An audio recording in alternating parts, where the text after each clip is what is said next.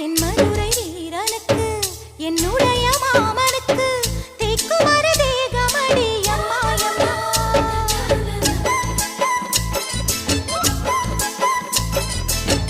மாமன் பெற்ற பெண்ணுனக்கு மையெழுதும் கண் எதுக்கு என்னை வந்து கொல்லுதடி அம்மாயம்மா.